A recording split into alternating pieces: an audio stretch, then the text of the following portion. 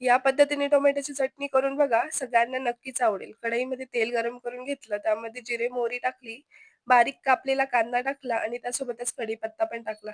मला असं वाटतं, की कढीपत्ता तेलात न टाकता एखाद्या भाजीसोबत टाकला, की त्याचा छान वास येतो.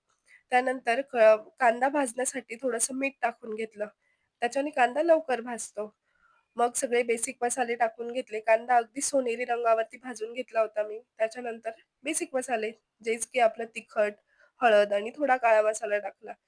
मी असं टोमॅटो कापल्यानंतर एका साइडला करून ठेवते किचन ओट्यावरती, म्हणजे त्याचं पाणी सेपरेट होतं आणि आंबटपणा कमी होतो.